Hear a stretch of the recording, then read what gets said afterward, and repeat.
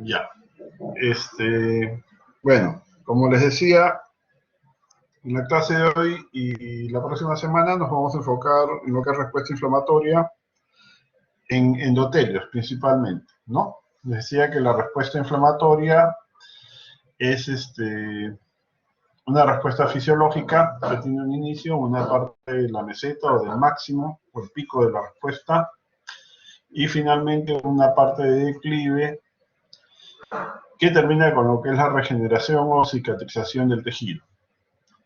Para cada momento de la respuesta hay un conjunto de elementos que van a intervenir, ¿ya? Bueno,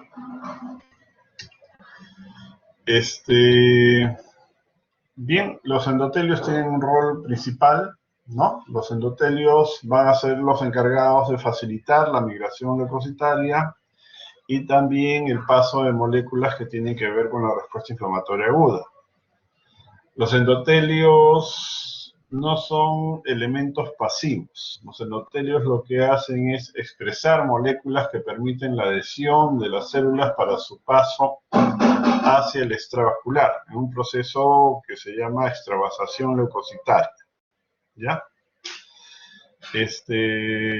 Todo el proceso de extravasación leucocitaria o de migración leucocitaria depende de las interacciones de moléculas de adhesión, ¿no? Las moléculas de adhesión son 5 familias, lo vamos a ver más adelante, que tienen que interaccionar por pares, ¿no?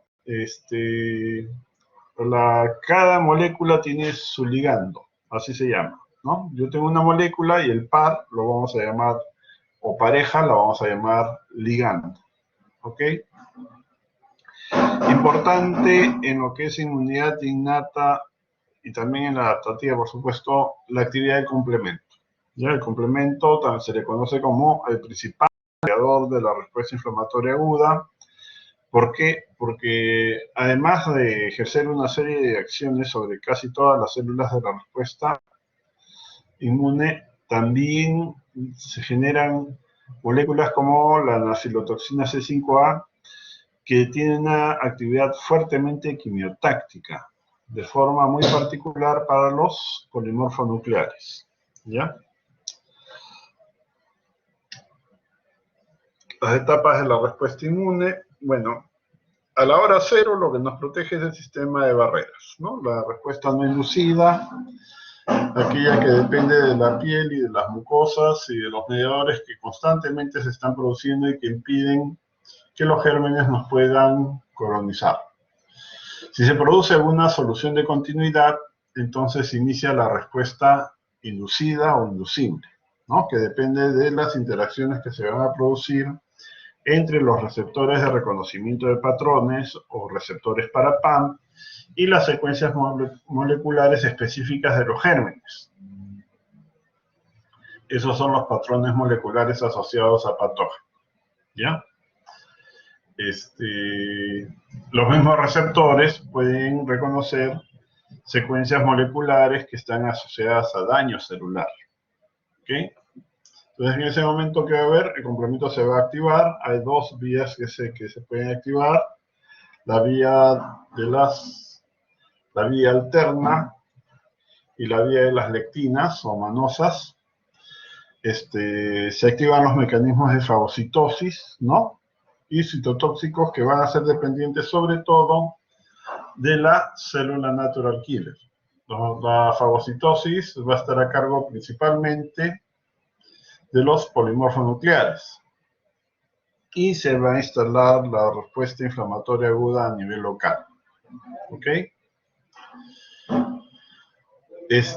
Una de las células que va a ser activada en este momento de la respuesta inmune va a ser la célula dendrítica.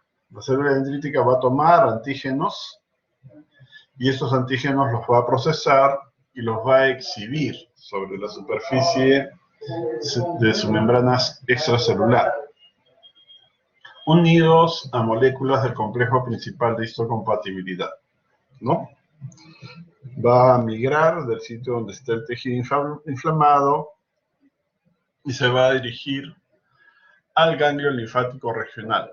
Y en la zona de los linfocitos T, o sea, en la zona de la paracorteza, va a presentar los antígenos, ¿ya? Y estos, en primer lugar, van a ser reconocidos por los linfocitos T, ¿no? El linfocito T, el CD4, se va a activar, también se va a activar la población de CD8. Y se van a diferenciar a un tipo de célula especial que vamos a llamar efector. ¿Okay? El ayudador, o CD4, se va a diferenciar a uno de sus linajes efectores, ¿no? Cada linaje efector tiene un perfil de citoquinas que lo caracteriza. Y es a través de estas interleuquinas que el efector va a ejercer su acción. Por otro lado, el citotóxico, que es el CD8, se encarga de reconocer a las células infectadas para eliminarlas directamente, ¿no? Y los linfocitos B, con la colaboración de los ayudadores, se van a activar y van a comenzar a producir anticuerpos, ¿no? Para poder neutralizar los agentes infecciosos o las toxinas, ¿no? Que puedan haber ingresado. Bien, entonces la respuesta inflamatoria aguda es una respuesta inflamatoria rápida, se da al cabo de algunas horas, ¿no? En la diapositiva anterior, podemos verla a partir de la cuarta hora, ¿no es cierto? Ya se denota la presencia de ese tipo de respuesta. ¿Por qué es a partir de la cuarta hora? Porque la instalación de la respuesta de este tipo depende de la liberación de mediadores, como citoquinas. Y las citoquinas primero tienen que transcribirse, ¿no? Y el proceso de activación celular, formación de factores de transcripción nuclear, transcripción de genes, ¿no? Síntesis de la molécula y su liberación toma algunas horas, ¿ya? Aún así es una respuesta rápida, ¿ok? Y como ya les dije, involucra la formación de infiltrados ricos en células y moléculas de la respuesta inflamatoria aguda.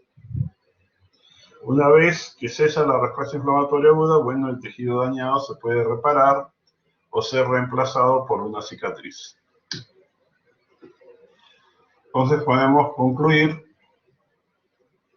que tenemos que hacer notar, ¿no? Que para que se instale una respuesta inflamatoria siempre va a haber un factor desencadenante. Básicamente son dos. Que esté presente una infección o que exista algún tipo de trauma en el tejido, ¿ya?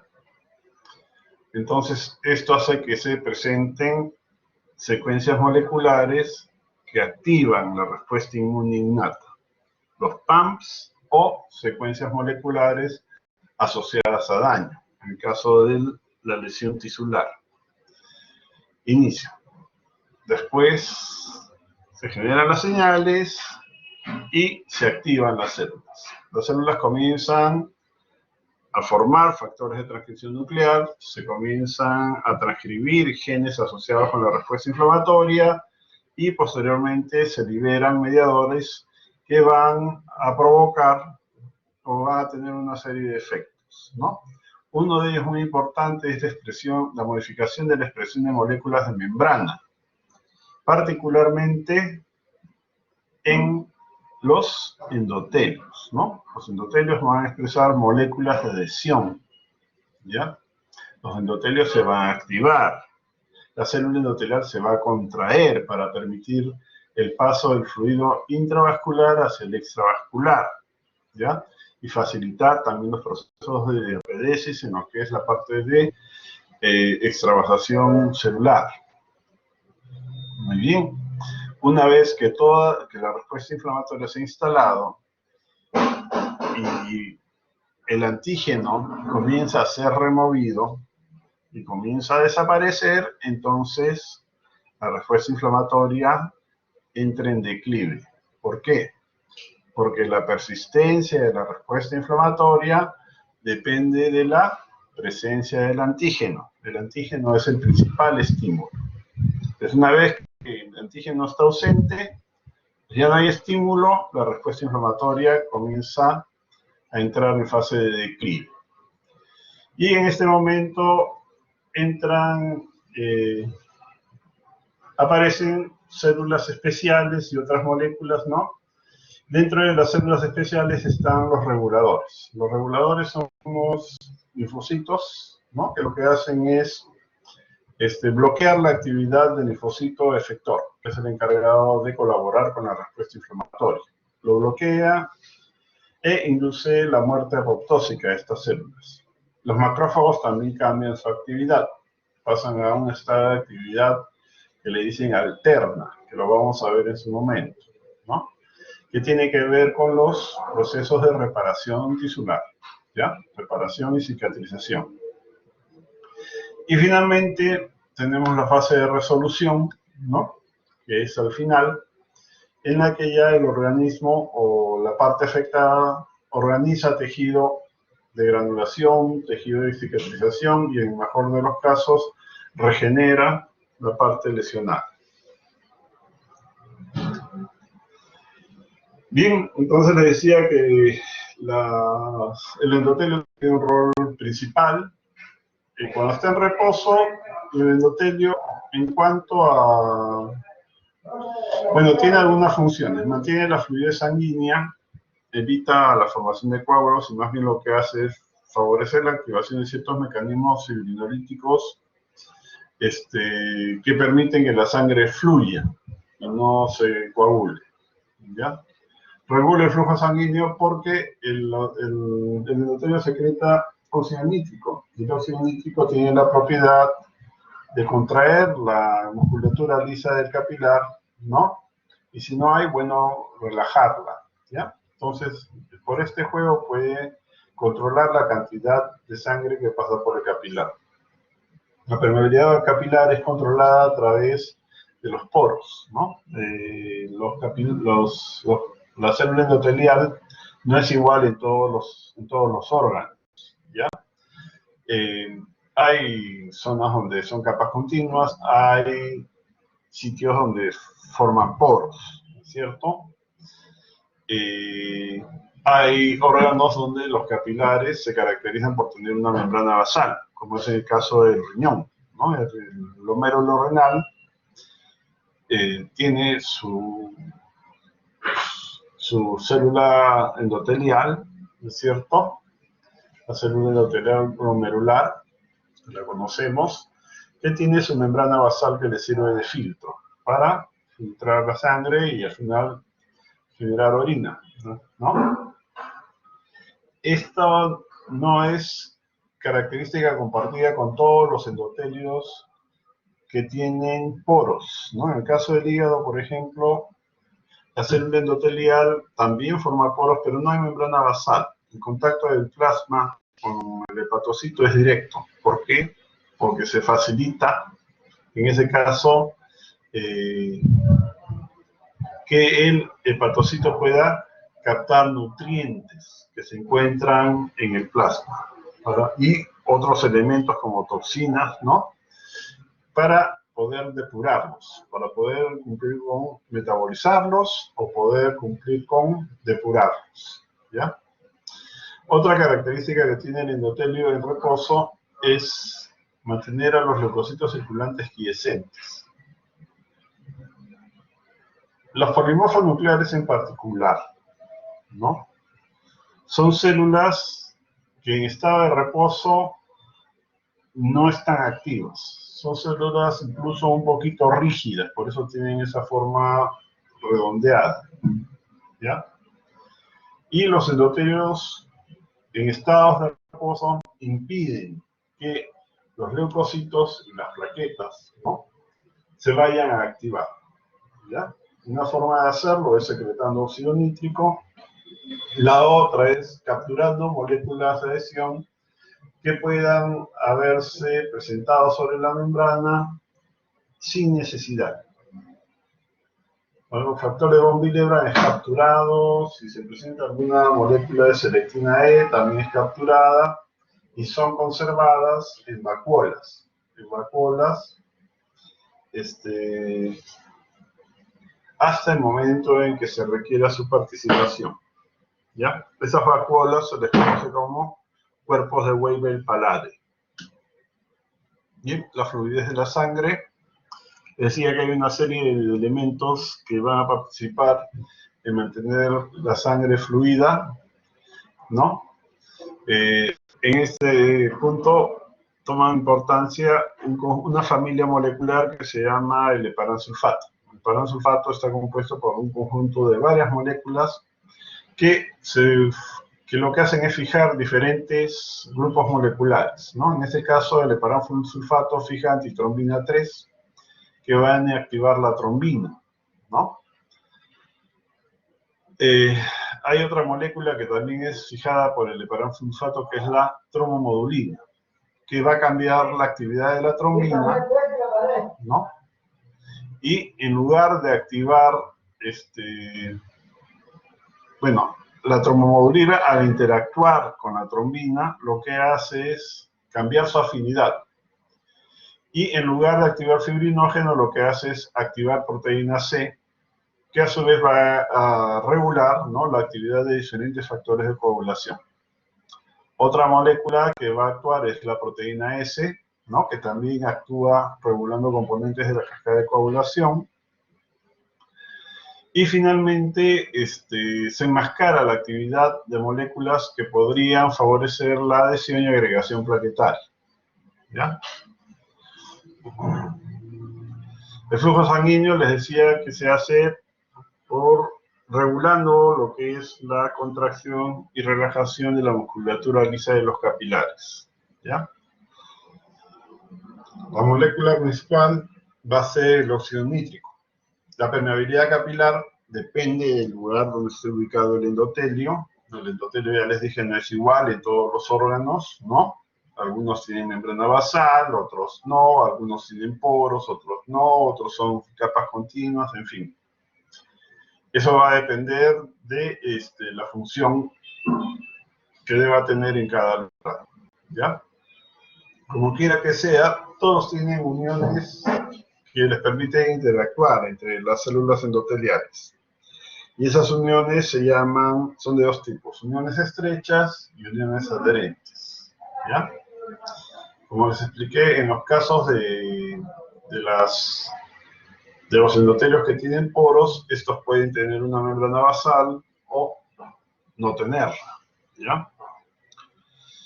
En algunos endotelios hay unas hendiduras que se llaman caveolas, ¿ya? Que poseen grupos moleculares como por ejemplo de clatrina, que les permiten capturar moléculas para posteriormente ser endocitadas, ¿ok?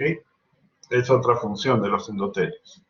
Y lo de la quiescencia leucocitaria, ¿no? Les decía que capturan moléculas de adhesión para incluirlas en vesículas que se llaman cuerpos de Weibel-Palade, y también el óxido nítrico lo que hace es impedir que los leucocitos puedan activarse. Bueno, tenemos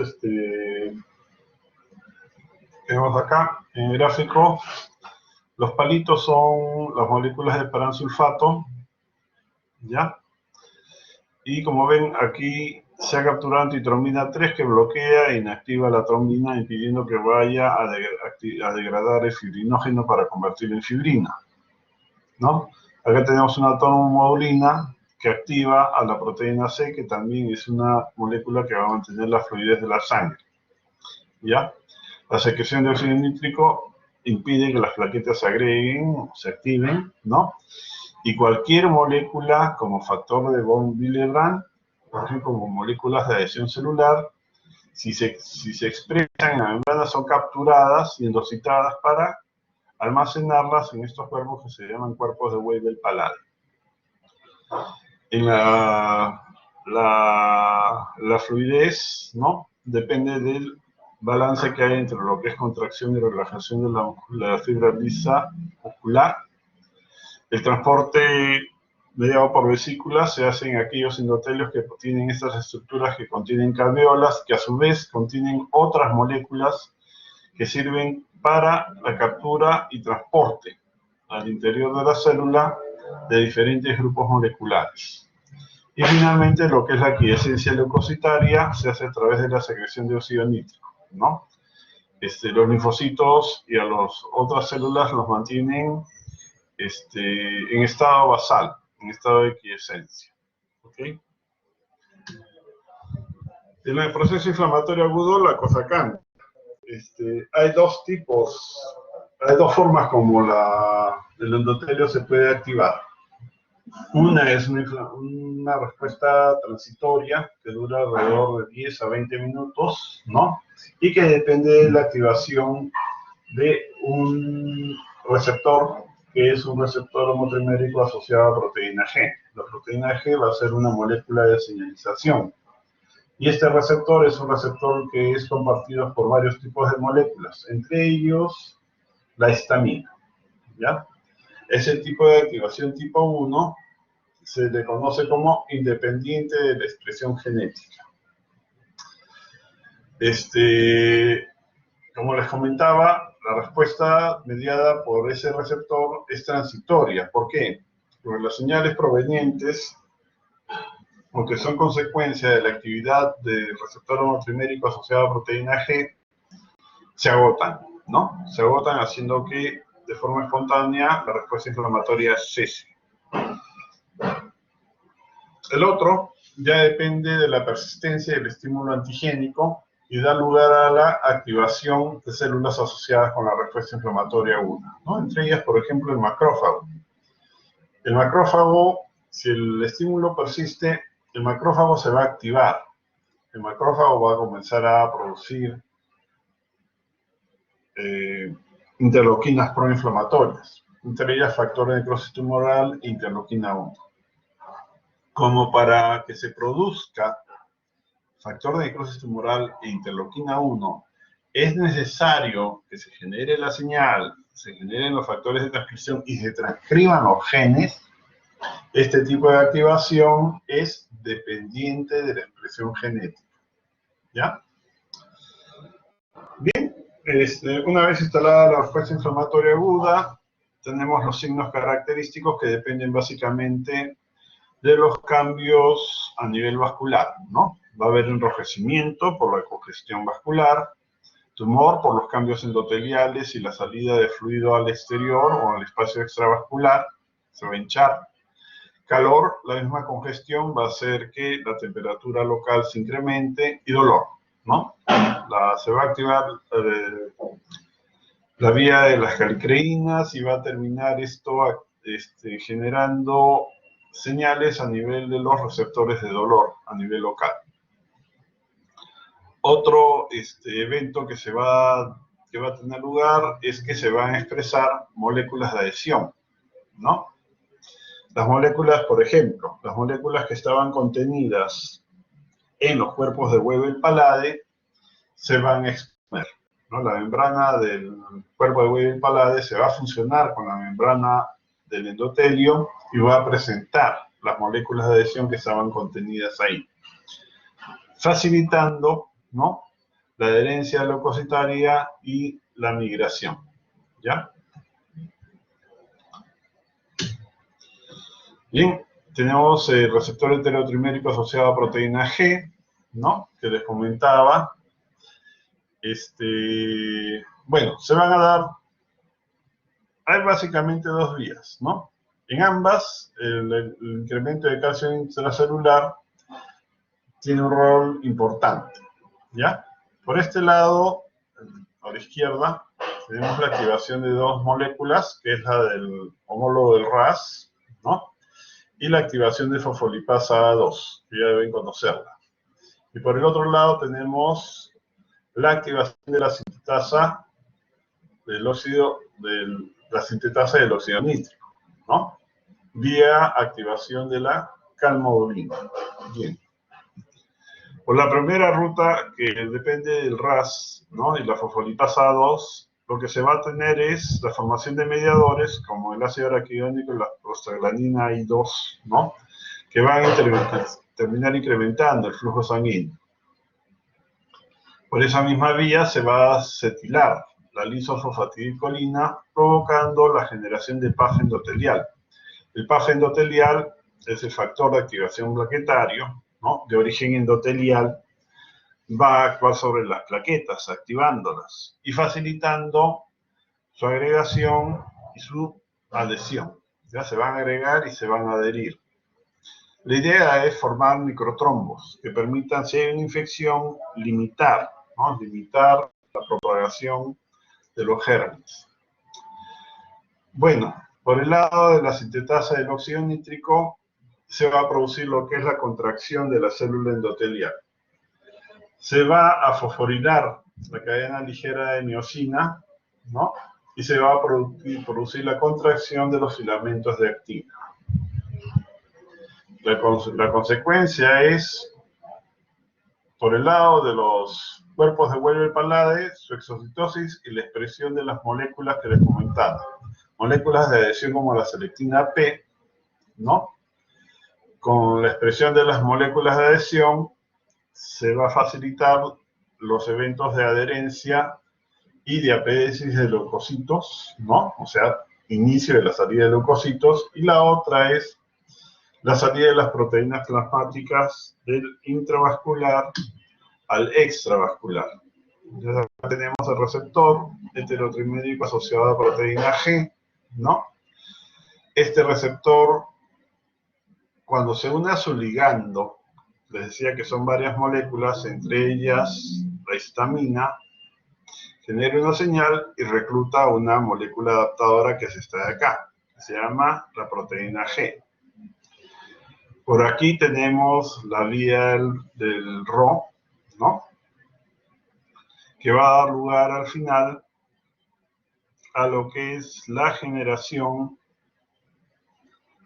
perdón, lo que vamos a tener por las vías de activación, ¿no?, es la generación de moléculas que tienen que ver con el incremento del flujo sanguíneo, ¿ya? El incremento del flujo sanguíneo, también la activación, ¿no es cierto?, la activación de la migración leucocitaria. Acá están, se están presentando las moléculas de adhesión que estaban contenidos en los cuerpos de Weber-Palade.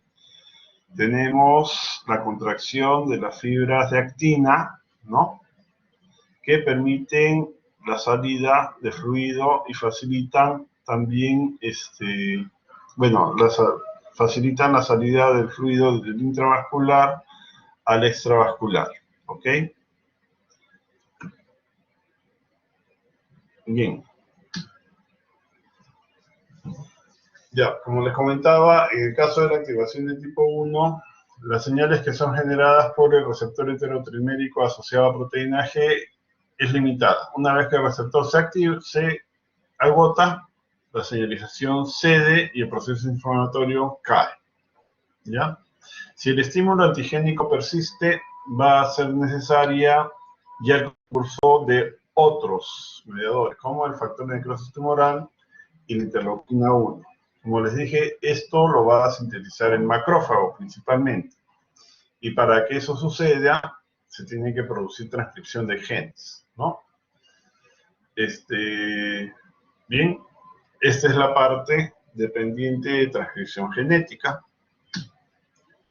Son dos las interleuquinas, y las interleuquinas, el factor necrosis tumoral y la interleuquina 1, y estas interleuquinas ejercen su acción a través de receptores. Entonces va a haber un receptor para factor de necrosis tumoral y otro receptor para interleuquina 1. ¿Ya? La actividad de estas moléculas sobre otras células, ¿no?, va también favorecer la generación de factores de transcripción nuclear, ¿no?, que van a traer como consecuencia, bueno, lo mismo que vimos al inicio, el incremento del flujo sanguíneo, el aumento de la permeabilidad vascular y el reclutamiento de leucocitos. ¿Cuál va a ser la diferencia? Que este tipo de respuesta se va a sostener el tiempo que sea necesario, ¿no? Y si pasa mucho tiempo, va a dar lugar a la instalación de los procesos inflamatorios crónicos, ¿ya? Esa es la diferencia. O sea, si el estímulo no cesa, va a continuar. Bien, la activación de tipo 2 tenemos por la ciclooxigenasa, por el lado de la ciclooxigenasa, el incremento de la producción de prostaglandina I2, ¿no es cierto? Y por el lado de, se va a reorganizar el citoesqueleto, no solamente se va a involucrar la contracción de las fibras de actina, sino que la célula se va a reordenar. También se va a reordenar las moléculas de tubulina, ¿no? Y se va a asegurar la separación de las uniones celulares. Entonces se va a mantener la permeabilidad vascular y se va a garantizar la salida de proteínas plasmáticas. La producción de moléculas quimiotácticas, ¿no? De repente va a ser algo que se va a integrar, ¿no?, al concierto de la respuesta inflamatoria, entre ellas la interleuquina 8, que es la molécula quimiotáctica CXL8. Se va a amplificar la expresión de moléculas de adhesión intercelular, entre ellas la selectina E y la selectina P. Entonces se va a mantener, ¿no?, y amplificar la migración leucocitaria, especialmente de polimorfos nucleares, ¿no? La consecuencia es el reclutamiento de leucocitos. Bien, acá los tenemos, ¿no? La activación de tipo 2, son dos las moléculas que van a intervenir, principalmente interleuquina 1, factor de necrosis tumoral. Les decía que las interleuquinas en general ejercen su acción a través de receptores, ¿no? Y acá está el receptor de interleuquina 1 y el receptor de interleuquina del factor de necrosis tumoral. Se acoplan las moléculas, inician la señalización. Todo depende de una cascada de señales que va a terminar dando lugar a la formación o liberación, en este caso, del factor de transcripción NF-κB con sus dos subunidades, y acá tenemos la proteína de activación 1 o AP1. Ambos, ¿no? Ambos se van a traslocar al núcleo e iniciar la transcripción de genes. Y van a favorecer la expresión de selectina E, moléculas de adhesión como selectina E, LECAM1, la BCAM1, la síntesis de moléculas quimiotácticas. La síntesis favorece la vía de la ciclooxigenasa 2 para garantizar una adecuada instalación de la respuesta inflamatoria. Les repito, ¿no?, que este tipo de activación se va a mantener el tiempo que sea necesario, ¿no? ¿Se acuerdan del heparansulfato? Que capturaba moléculas de regulación, ¿no?, para impedir que la sangre se coagule. Bueno, en este caso, el heparansulfato está capturando una molécula quimiotáctica que va a intervenir en el proceso inflamatorio, ¿no?, y va a favorecer la migración de leucocitos hacia el sitio donde se está produciendo la respuesta inflamatoria, ¿ya? O sea, con eso quiero decir que el rol de la célula y el rol de las moléculas va a depender de las circunstancias, ¿ya? Bien, pasemos a revisar lo que son moléculas de adhesión. Les decía que son 5 familias, ¿no?, al inicio de la clase, y que es la molécula y su ligando, ¿ok? Entonces acá tenemos a las 5 familias. Las selectinas tienen a sus ligandos y a las mucinas. Las selectinas son moléculas que se caracterizan por interactuar con moléculas que tienen residuos de carbohidrato, ¿no? Y esas son las celulomucinas. Las uniones que tienen ellas son más bien uniones débiles, ¿no es cierto? Cuando los leucocitos interactúan cuando los leucocitos, las moléculas de adhesión de los leucocitos, sean selectinas o celomucinas, bueno, las celomucinas de los leucocitos interactúan con las selectinas de del endotelio, las interacciones son más bien débiles, ¿ya? Y el flujo sanguíneo arrastra a los leucocitos que están interactuando de esta manera, dando la sensación de que están rodando. En realidad, lo que sucede es que se están uniendo y se están despegando, ¿no? Se unen y se despegan. Y eso sucede hasta que se produce la siguiente interacción del siguiente grupo, del siguiente par molecular, ¿no? Las integrinas con las moléculas inmunoglobulina. Las integrinas son una familia de moléculas que están conformadas por dos cadenas moleculares, ¿no? Y que tienen dos estados, un estado de baja afinidad y otro estado de alta afinidad. En el proceso de rodamiento, ¿no? Mientras el leucocito está rodando, lo que va a suceder es que va a interactuar o va a reconocer una molécula quimiotáctica. ¿Se acuerdan del heparansulfato y la quimiosina?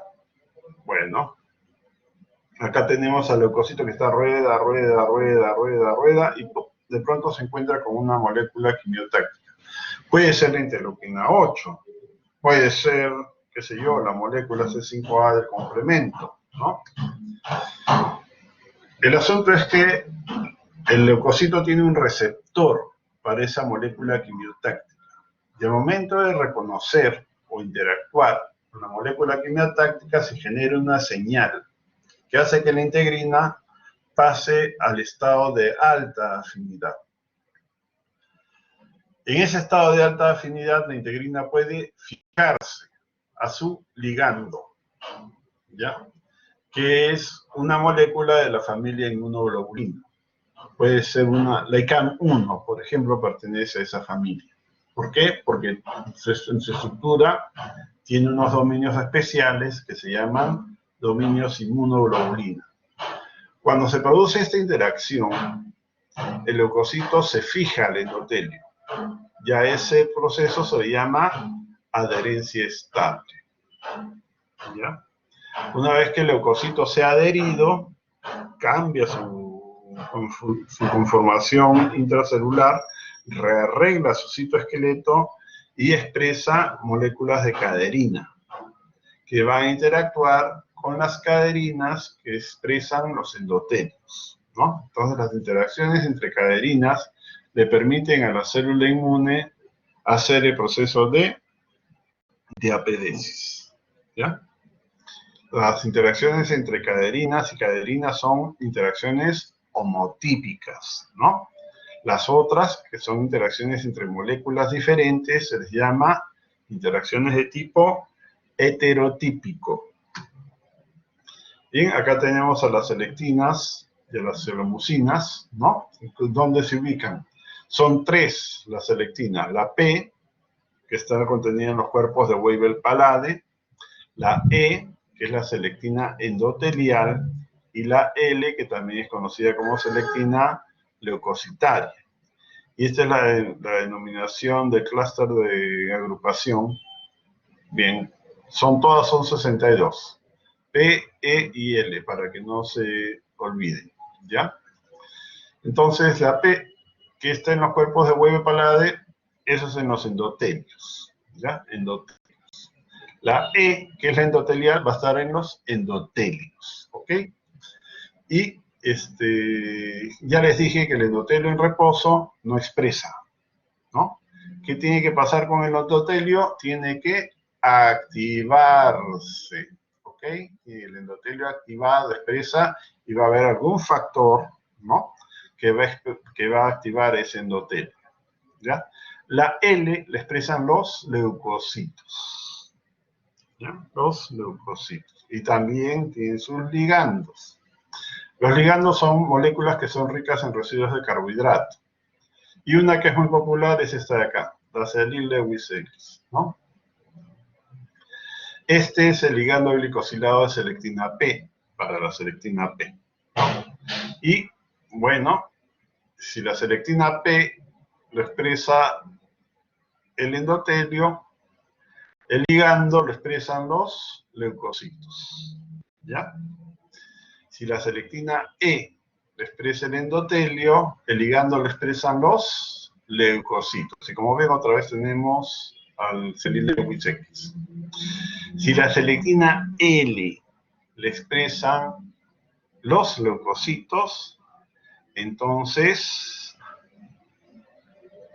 el endotelio va a expresar los ligandos, ¿ya? Y acá, por ejemplo, hay algunos, como el MACA1, que son moléculas de expresión endotelial restringida, que se les conoce como adresinas, ¿no? MACA1 solo lo expresa el endotelio que se encuentra en el tracto, en el intestino. No hay otro sitio donde se exprese MACA1. Como es una molécula de expresión restringida a determinado tejido, se le conoce como adresina. Tenemos las integrinas, les decía que están conformadas por dos cadenas moleculares y sus ligandos de la familia inmunoglobulina, ¿ya? Tenemos el antígeno de función leucocitaria 1, dos cadenas, CD11A, CD18. El MAC1, el C11B, C18, ¿no? El antígeno de expresión tardía 4 tiene dos moléculas, la CD49A y la CD29. Y esta molécula especial, la alfa-4-beta-7, que es una integrina que tiene estas dos cadenas, ¿no? La CD49 y la CD29. ¿Quiénes lo expresan? Mayoritariamente leucocitos, ¿ya? Leucocitos, ¿ok? El alfa-4-beta-7 interactúa con la MADCAM1, ¿ya? Entonces, esta sirve para hacer homing intestinal. Ya revisamos el concepto de homing la semana pasada, ¿ok? Los ligandos son moléculas de la familia inmunoglobulina, lo tenemos aquí en la columna de la derecha, ¿no? Las moléculas ICAM, repito que las moléculas ICAM1 y ICAM2 expresan los endotelios y la ICAM3 los linfocitos. ¿Qué nos está diciendo esto? Que pueden producirse interacciones entre leucocitos, ¿no? Si el leucocito expresa el LFA1, puede interactuar con otras células que expresen el ligando, ¿ya? En este caso la ICAM3. El MAC1 lo tienen monocitos y células dendríticas y su ligando lo expresan los endotelios, ¿no? La ICAM1 y la ICAM2. El BLA4 lo tienen los leucocitos, ¿no? Y su ligando lo tienen los endotelios. Y el caso del alfa-4-beta-7, bueno, es su ligando, el MADCAM1, lo tienen el tracto gastrointestinal, intestino y el tejido linfoide asociado al intestino, ¿ya? Bueno, de la propiedad importante de las integrinas ya les comenté, tienen dos estados, un estado de reposo basal y un estado de alta afinidad, de baja afinidad y de alta afinidad. Les comentaba que al inicio las interacciones son entre cialomucinas y sus ligandos, ¿no? Las moléculas de selectina y son débiles y el leucocito, en la medida que es empujado por el flujo sanguíneo, va rodando hasta interactuar con una molécula quimiotáctica que ha sido captada por una molécula de paransulfato. Se genera la señal procedente del receptor de la molécula quimiotáctica y la molécula de integrina se activa. Pasa al estado de alta afinidad que le permite adherirse, ¿no? Adherirse a la molécula de la familia inmunoglobulina. Bien, entonces las quimioxinas tienen un rol central, ¿no? En lo que es la respuesta inflamatoria aguda y también en lo que es la organización de los tejidos y migración celular, ¿ya? Son un grupo de moléculas numerosas, ¿no? Más o menos 50, y están agrupadas en 3 familias, dependiendo de la ubicación de residuos de cisteína. Si los residuos de cisteína están juntos, entonces tenemos la familia CC. Si los residuos de cisteína están separados por un aminoácido no conservado, entonces tenemos a la familia CXC.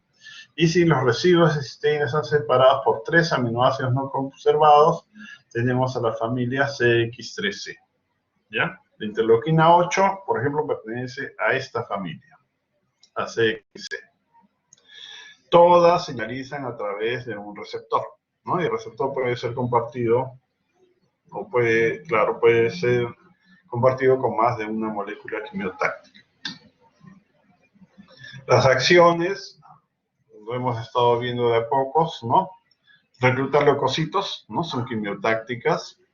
Estimulan el desplazamiento de quimiocitos, porque una vez que el polimorfo nuclear, por ejemplo, ha ha pasado del intravascular al extravascular, va a hacer lo que se conoce como migración. Y la migración es otra cosa que el movimiento o el desplazamiento, mejor dicho, que va a hacer el polimorfo hacia el sitio donde se encuentran los gérmenes. A eso se llama, el movimiento se llama quimiocinesis, ¿no? Y es guiado por quimiosinas. Los leucocitos migran del lugar donde se encuentra, donde hay menos concentración de molécula quimiotáctica, hacia el lugar donde la concentración de la quimiosina es mayor. Y es mayor en el lugar donde está el germen, pues, ¿ok? Están involucradas en el desarrollo de órganos linfoides, ¿ok? Algo de eso conversamos la semana pasada, al momento de revisar el timo. Son necesarias para la migración de células dendríticas también. Y les decía que la migración de las células migran, son guiadas por las quimiosinas porque tienen el receptor, ¿ya? Entonces, las células dendríticas para migrar al ganglio linfático necesitan una señal quimiotáctica. Y esa señal la pueden detectar porque tienen el receptor para la quimiosina que se produce en el ganglio linfático.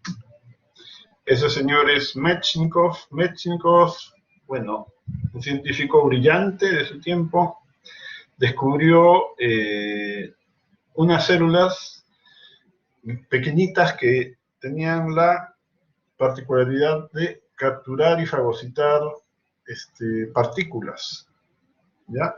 Las llamó micrófagos, que son los polimorfos nucleares actuales.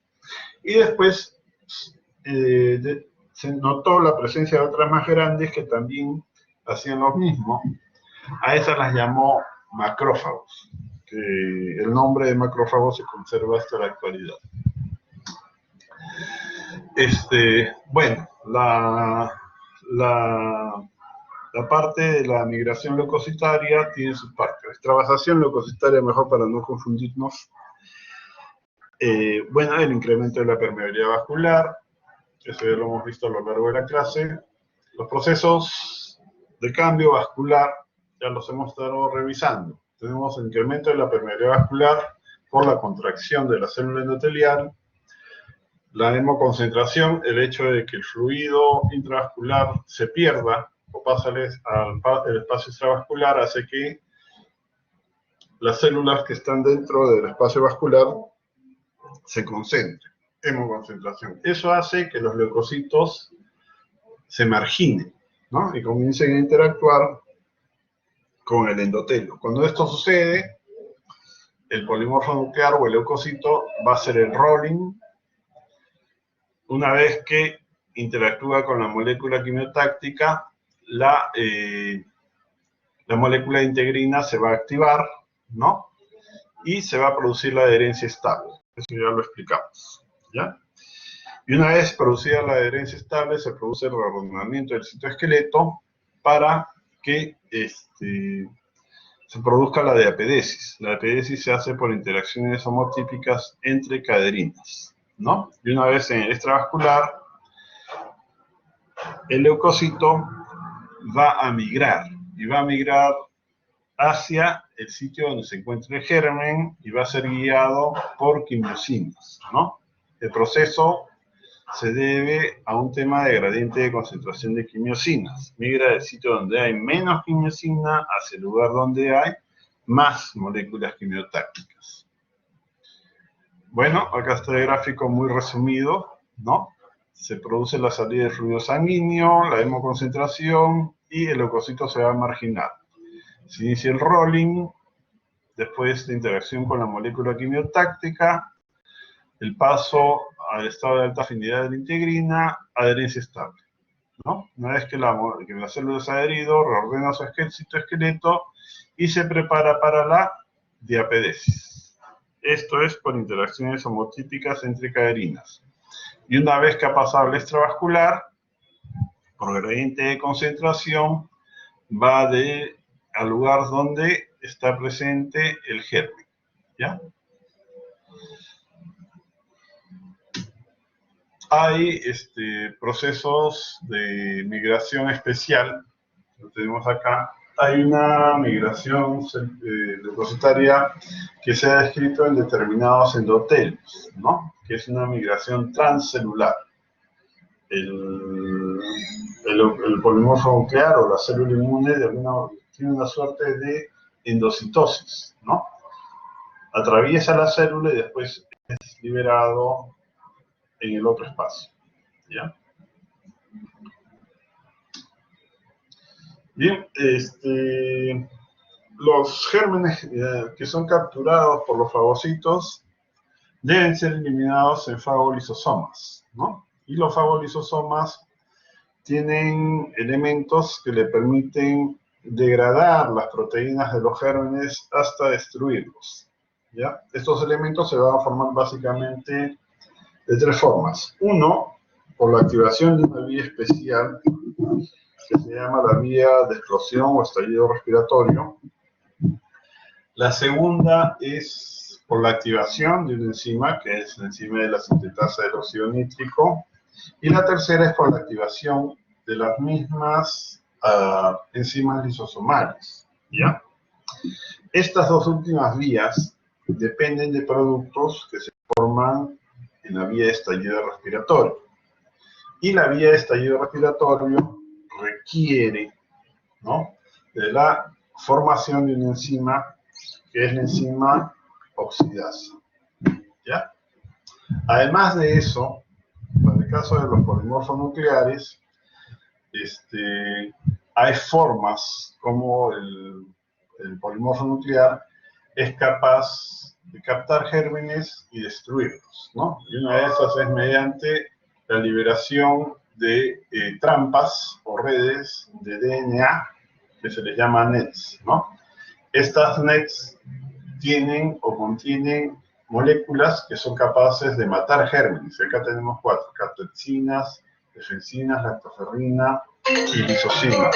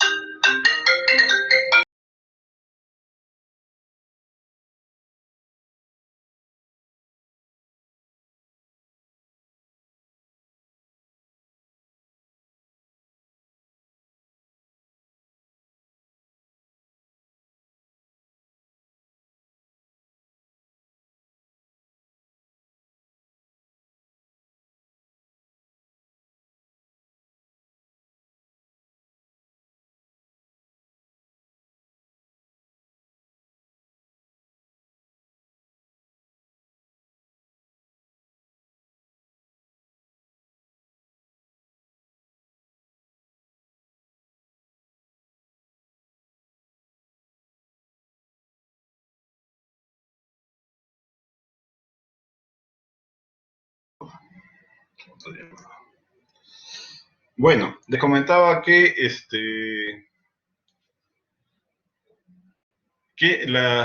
los polimorfos nucleares pueden liberar trampas o redes de DNA que contienen moléculas que pueden matar a los gérmenes, ¿ya? Entonces, el proceso depende de la dehiscencia parcial o total de la membrana externa del polimorfo nuclear, ¿no? Bien, en esta gráfica vemos tres formas como los polimorfos nucleares pueden eliminar, bueno, en este caso bacterias. Una es capturándolos para incluirlos en fagolisosomas y destruirlos, ¿no? La otra es liberando enzimas y moléculas que tienen actividad microbicida. Y la otra es liberando las trampas de DNA que contienen estas moléculas microbicidas, ¿no? Capturan al germen y después lo retornan para destruirlo dentro de la célula. El proceso de liberación de redes de DNA puede permitirle a la célula capturar y destruir al germen, o en algunos casos la célula libera las NETs, ¿no?, que ya no son retornadas. La célula muere al momento de liberar la NET. Ese proceso en el cual el polimorfo nuclear muere liberando redes de DNA se llama netosis. Bien, les comentaba que hay 3 vías por las cuales se van a destruir a los gérmenes. Una es la vía de estallido respiratorio, que va a dar lugar a la formación de estos elementos, que son los productos reactivos del oxígeno, ¿no? Y que depende de la actividad de una enzima, que es la enzima oxidasa. Entre otras cosas, entre otros productos, se va a formar que es peróxido de hidrógeno. Ustedes ya lo conocen muy bien. Y antes que esto, se va a formar un ion que es muy importante, que es el ion superóxido, ¿no? Que es una molécula central en lo que es la formación de esta vía. Bien, esta vía va a dar lugar a la generación al final de moléculas como ion hipoaluro, que es altamente tóxico para las bacterias. ¿Ya? El pH de la vacuola, donde se ha activado, ¿no?, la vía de estallido respiratorio, va a cambiar, ¿no? Y los cambios de pH y la osmolaridad dentro de la vacuola permite la activación de enzimas como la catepsina G, ¿ya? La meloperoxidasa, que está también formando parte de las enzimas lisosomales, también se va a activar por esta vía, o haciendo uso de los productos de la vía de estallido respiratorio. Lo mismo sucede con el óxido nítrico. Se va a activar la sintetasa del óxido nítrico, va a formar óxido nítrico, y que al final, al interactuar con los productos de la vía de estallido respiratorio, se van a formar pernitritos, que también son altamente tóxicos para las bacterias, sobre todo para las micobacterias, ¿no? La eliminación de micobacterias depende en buena medida de una buena actividad de la vía de la sintetasa del óxido nítrico. Bueno, el óxido nítrico, ¿no? Esta enzima es inducible. ¿Por qué? Porque se va a generar como consecuencia de alguna señal que indica que el microbio está presente, ¿ya? Si no hay señales, o sea, el macrófago está en reposo, obviamente no va a haber enzima, ¿no? Y son las señales de los receptores de inmunidad innata y también del interferón gamma los que van a inducir su formación. Eso lo vamos a ver, sobre todo esto de acá, el interferón gamma, más al momento de hablar de actividad TH1, ¿ya? Y activación clásica del macrófago. Bueno, ya le comenté los de la formación del peróxido de hidrógeno y el ion superóxido, ¿no? Que termina formando, además de los iones hipoaluros, peróxido y nitritos, radicales libres, ¿ya? Los radicales libres también son altamente tóxicos para los gérmenes. Una actividad que tienen los radicales libres es el de destruir los ácidos nucleicos. Y las enzimas proteolíticas, entre ellas destacan 2, la elastasa y la catepsina G, que también van a ser activadas. Bueno, bien, tenemos el fagosoma primero, ¿no? Y una vez que el germen es incluido dentro del fagosoma, se va a fusionar con los lisosomas para formar el fagolisosoma. En el fagosoma se va a activar en la pared una enzima que es la enzima oxidasa, ¿ya? La enzima oxidasa se va a encargar de dar lugar a la formación, entre otros productos, del ion superóxido, ¿no? Que es una molécula central en lo que es la activación de las enzimas y las moléculas que van a permitir la destrucción de los gérmenes que son fagocitados. Bueno, chicos, hasta aquí llegó la presentación. Muchas gracias por su participación. Doctor, Sí. doctor, una cosita, estoy Sí. intentando poner asistencia, pero no me sale, solo me sale enviar asistencia, no puedo poner presente ni nada.